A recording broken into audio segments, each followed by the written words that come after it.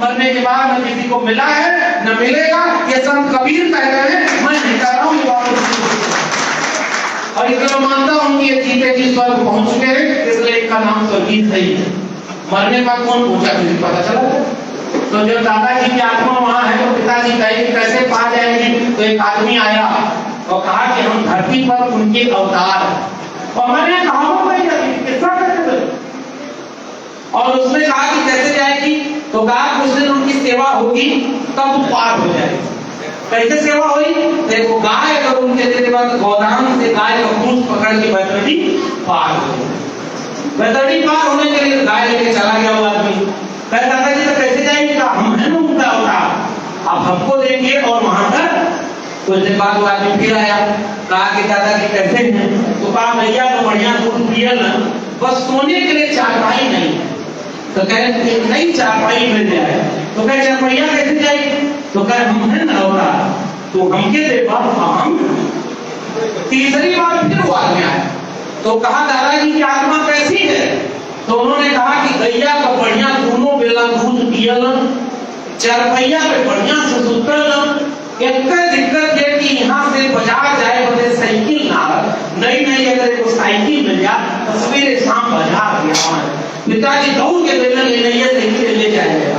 तब तक उनका पोता खड़ा हुआ, कहा कि पिताजी रुको, कि जितना सामानवा तू दादाजी के भेजले हुआ एक को सामान दादाजी के ना पहुंचल। अब वो आदमी अचानक रे वाला तो उसको कैसे पता चला। तो कहा कि दादाजी देखा हमने चिट्ठी लिख के भेजले हुआ कि बेटा तूने जवन जवन सामान भेजा हुआ वो पीछे में लुटा जाता हमें यह समझ।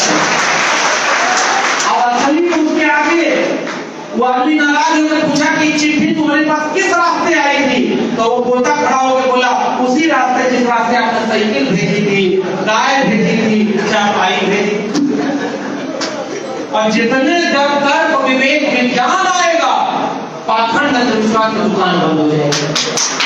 और वो दया के हम दया में खड़े, ज्ञान प्राप्त हुआ था बुद्ध को, आजकल अज्ञानी बना करके आपको राजा बनाएगा। एक आदमी की वायरल हो रहा है, गोबर को रोटी में लपेट के खा रहा है, जरा बीमारी ठीक हो जाए। हमने तो पूछा के दोनों अनपढ़ लगना, लेकिन इतना मूर्ख ना लगना कि गोबर खाए की चीज है कि हलवा खाए की चीज है, यो ना मुझे पता। आजकल तो गोबर खियावत हो गया। अब काहे खियावत में कामयाब हो पता, काहे की शिक्षा बिक गई। शिक्षा खत्म है। आप वोट पे वोट देते जाइए, आखिरी में आपकी जाति बिरादरी का तू कैंडिडेट खड़ा कर देगा। मांझी जी कहाँ का विधायक बता दो ये है।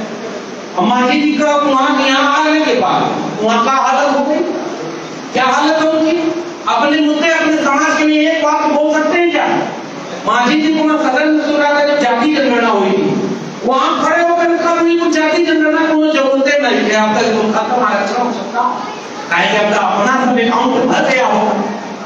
अब अपना बेटा बेटी की चिंता तो होगी नहीं कि गरीब कमजोर का बेटा बेटी की चिंता कौन करेगा।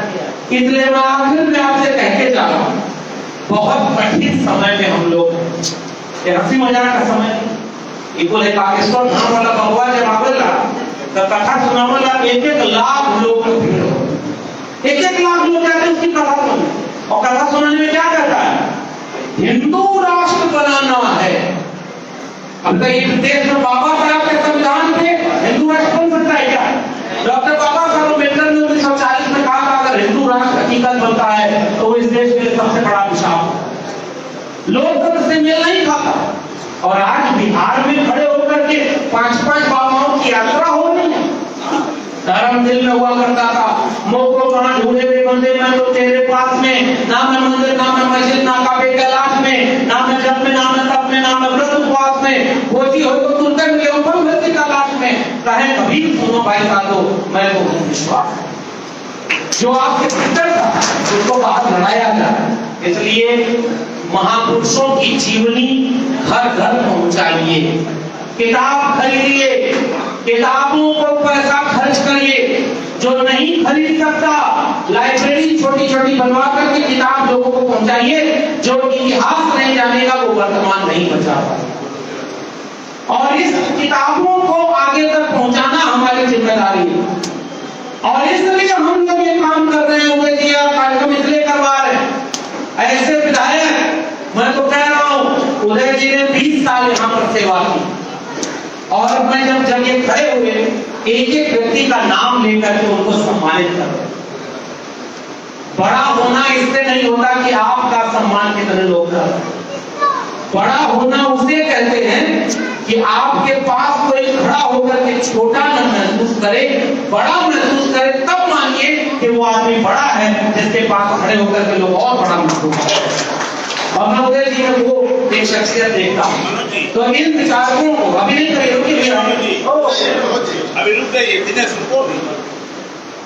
अभी सब तो बात तो होता है। अब हम लोग इतनी दूर से आए, आयोजकों ने इतनी मेहनत की, और आप सबसे बड़े कथाई के पास में इतनी माताएं बहनें बैठी हुई, इतनी माताएं बहनें बैठी हुई, और किसी कार्यक्रम में जल्दी इतने लोग बैठे हैं।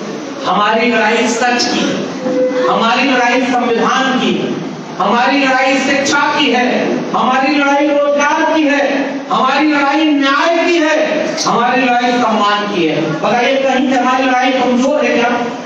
क्या हम गलत रास्ते पर हैं? क्या हम किसी के खिलाफ लड़ रहे हैं? जब हमारी लड़ाई किसी खिलाफ ही नहीं है तो हम डरते क्यों हैं? क्यों डरते हैं पता है? क्योंकि हम बिखरे हुए हैं। अगर हम एकजुट हो जाएंगे 90% नारा में बोलते हैं, और मैं आपसे कह रहा हूं, अभी विधायक जी बोल रहे थे, हमारे पूर्व प्रवक्ता बोल रहे थे, 9 पिछड़ा 90% है, 100 में 90 शोषित है। मैं आपसे पूछना चाहता हूँ 90 है कहाँ?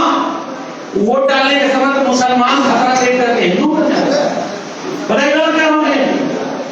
अब जब आप वोट डालने जाओगे तो आपकी जाति में नागरिक आदमी खड़ा कर दिया जाए। कुल्हाड़ी की लकड़ी में जो लकड़ी लगी थी, जंगल की लकड़ियों को कहा गया कि जब वोट डालना तो कुल्हाड़ी को वोट डालना, क्योंकि कुल्हाड़ी में जो लकड़ी लगी वो तुम्हारी जाति की तो है। और बिहार अब इसके इम्तिहान के वक्त पर खड़ा है। अगर आप जाति देकर वोट दिए तो वो आपकी जाति के आदमी को टिकट दे देगा और आपकी जाति के आदमी को ले जाएगा। मुझे इतनी खुशी हुई कि इस मंच पर हम सब के वैचारिक पुरखा, जो ऑलरेडी लालू जी समस्तीपुर का जिक्र जब मैं कर रहा था उस दिन बिजली चली गई, सांप्रदायिकता के रथ को रोकने का काम जिस ताकत ने किया, आज उम्र के उस पड़ाव पर हैं, लेकिन देखिए वो बीमार होकर दिल्ली पहुंचे और देश में उनको चाहने और जानने वालों ने मायूसी छाई। हम चाहते हैं कि वो स्वस्थ होकर जल्दी लौटे। ऐसे लोग बार बार नहीं आते। हमने बाबा साहब डॉक्टर अम्बेडकर को अपनी आंखों से नहीं देखा, हमने शहीद जगदेव बाबू को अपनी आंखों से नहीं देखा, हमने कर्पूरी ठाकुर को अपनी आंखों से नहीं देखा, हमने बीपी मंडल को अपनी आंखों से नहीं देखा। लेकिन हाँ, आने वाली नस्लें तुमसे रश्क करेंगी हम नस्लों, जब वो ये जानेंगी कि तुमने लालू को देखा। और इसलिए नहीं, लालू यादव को मैं इसलिए नेता नहीं मानता कि उनके नेता होने से केवल यादवों को फायदा हुआ। इस देश के, इस बिहार के गरीब, कमजोर, किसान, मजदूर और हाशिए पर खड़े समाज को सम्मान दिलाने वाले नायक का नाम लालू प्रसाद है, और उससे कभी समझौता नहीं किया। और जब हमारी बहन बैठी हुई है, उनके बारे में जब मुझे पता चला कि वो ऑलरेडी भगवती देवी उनकी नतनी है, मुझे याद आया, अभी मेरी वॉल पर जाएंगे 1 महीना भी नहीं होगा, पहली बार हमने भाषण सुना ऑलरेडी भगवती देवी जी का। गांव में सब नाम बदल के कर दिया भगवतिया देवी, जबकि नाम क्या है? भागवती देवी। अपमान कैसे होता था इसको बुद्धों से कभी बैठ कर पूछिए। भागवती देवी भगवतिया देवी हो जाएंगे, लालू ललुआ हो जाएंगे, और बाकी मुलायम मुलेमा हो जाएंगे। आपके नेताओं को मामूली अपमान किया। आप सहमत हो सकते हैं कि उन्होंने 2 काम ये अच्छा नहीं किया, लेकिन वो नहीं होते तो खटिया पर बैठने का अधिकार कितना होगा?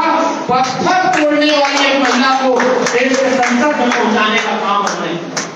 और जब वो बोल रही थी, और मैंने एक वीडियो देखी सर, फूलन देवी जी के ऊपर हमला हुआ था कहीं। फूलन देवी निषाद समाज से आती थी, मल्लाह बिरादरी से आती थी, उनको संसद पहुंचाने का काम किया नेताजी मुलायम सिंह यादव। और उनके ऊपर जब हमला हुआ, वो बोल रही थी, कमजोर पड़ रही थी, ईसाई लोगों का हमला हो रहा था, भगवती देवी खड़ी होती हैं और कहती हैं कि बहन फूलन तो अपनी बात दमदारी से लड़, यहाँ पर रख, और अगर यहाँ न्याय नहीं मिलेगा तो सड़क पर हम तेरे साथ खड़े होंगे। वो भगवती देवी को न्याय दिलाने का काम किसने किया?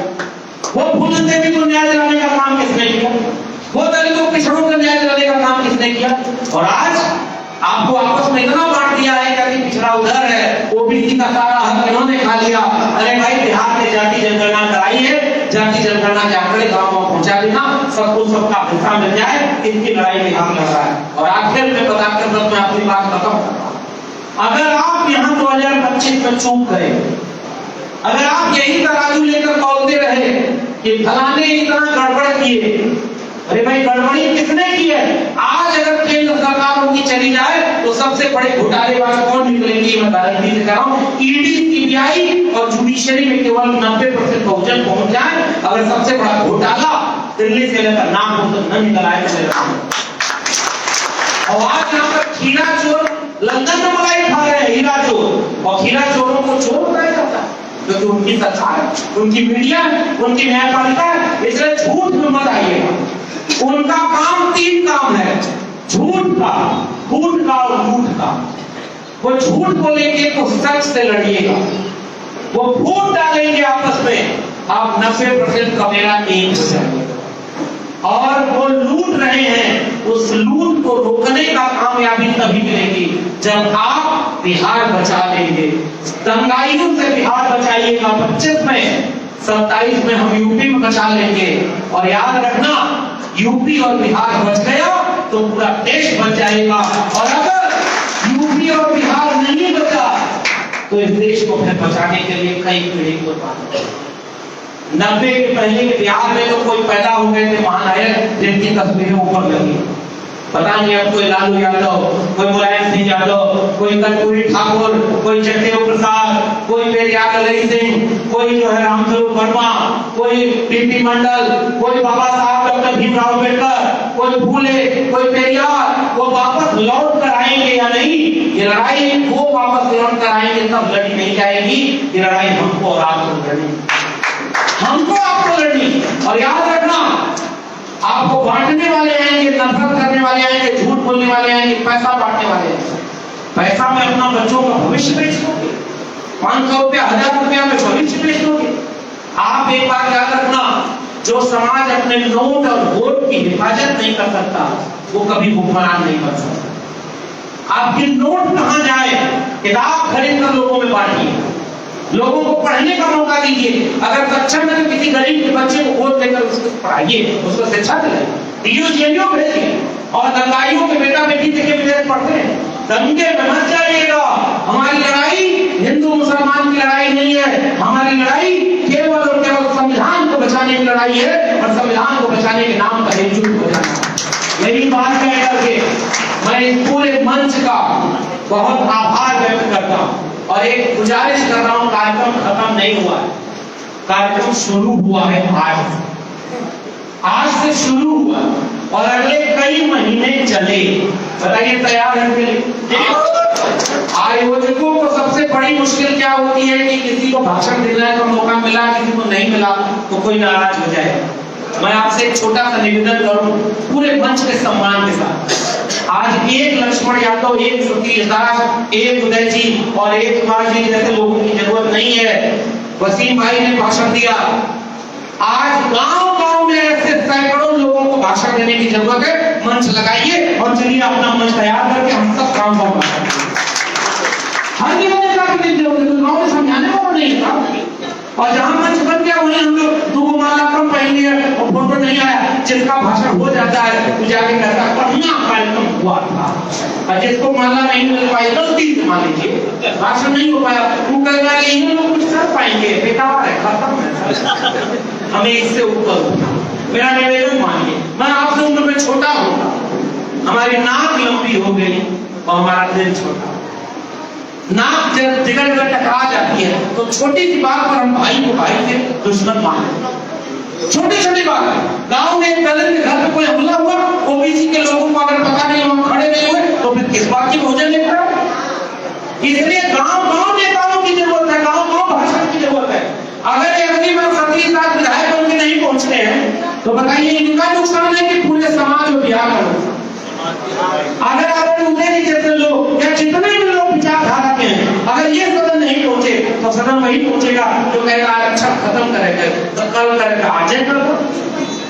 अगर जमीन बेचना वो आज बेचेगा। संविधान बचाने के लिए अपने अपने बीच के लड़ने वालों को पहचानिए और एक वादा करिए, दलित पर हमला होगा तो ओबीसी भाई खड़ा होगा, आदिवासी की जमीन छीनी जाएगी तो दलित पिछड़ा एक साथ खड़ा हो जाना।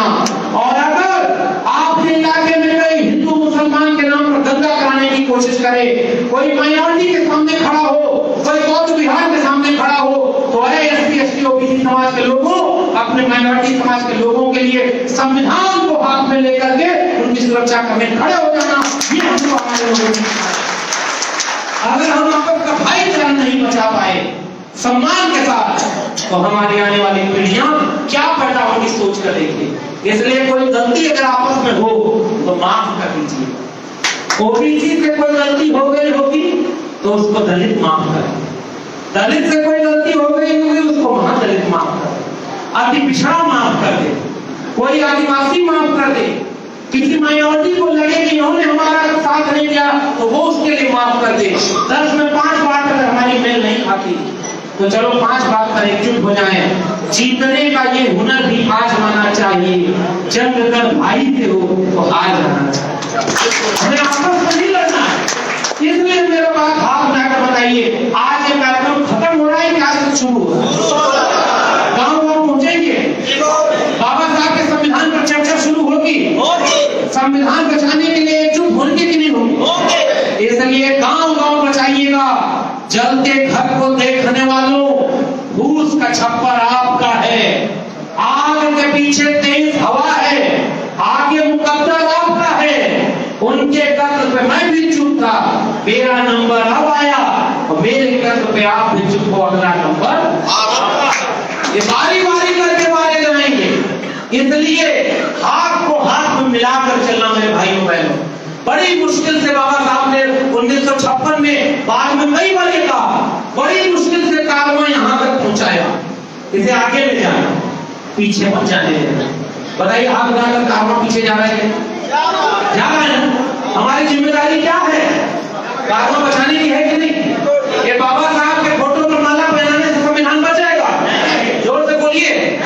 केवल महापुरुषों को पूजने से संविधान बच जाएगा? एक कार्यक्रम में भाषण देने से संविधान बच जाएगा क्या? गांव गांव चर्चा शुरू कर दीजिए कि संविधान बचाने के लिए, बिहार को बचाने के लिए समन्वित ताकतों को, संविधान को कमजोर नहीं करने देंगे और सांप्रदायिकता से चट्टान की तरह लड़ेंगे, ताकि आने वाली पीढ़ी जब हमको याद करे तो मेरी किताब में पढ़िएगा, आपको अगर मिल जाए, अभी ये लोग देखिए, डॉक्टर लक्ष्मण यादव के सामने समझौता करने का मौका था कि चुप हो जाते। मैंने अपनी किताब में लिखा है कि मेरे लहजे में जी हजूर न था और कोई मेरा कसूर है।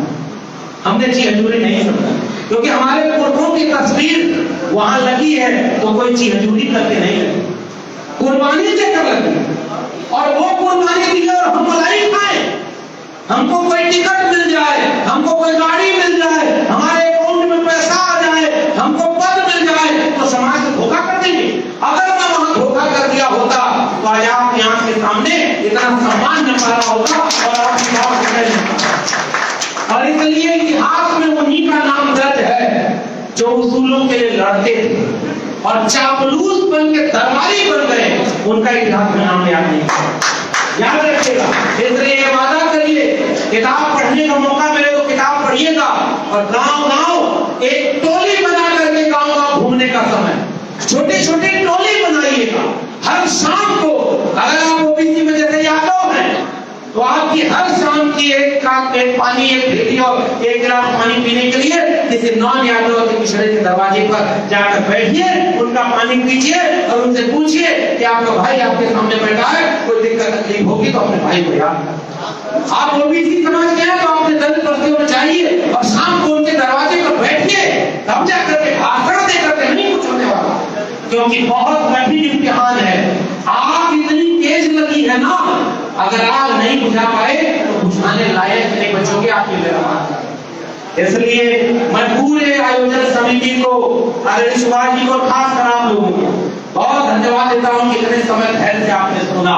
लेकिन मैं उम्मीद करता हूं कि हमने जितनी मेहनत की है उस मेहनत को आप आगे बढ़ाने के लिए मिशन की तरह मिशन बना करके गांव-गांव टोली पहुंचाने का काम करेंगे। और जब तक वोट डाल करके संविधान विरोधियों को सत्ता से ना हटा दीजिए तब तक न चैन से बैठिएगा, न आराम से बैठिएगा। इसी उम्मीद के साथ बाबा साहब के संविधान को जिंदाबाद करने के लिए, फूले अम्बेडकर पेरियार के मिशन को जिंदा करने के लिए, जगदेव बाबू, कर्पूरी ठाकुर और मंडल आंदोलन की लड़ाई को आगे बढ़ाने के लिए हम एकजुट रहेंगे। इसी संकल्प के साथ आप सबने मुझे इतना सम्मान दिया, प्रेम किया, इसको लेकर लौटूंगा, फिर मिलेंगे। तब तक जब तक लड़ने की जरूरत बाकी है। जय भीम, जय मंडल, संविधान जिंदाबाद, आंदोलन जिंदाबाद, इंकलाब जिंदाबाद।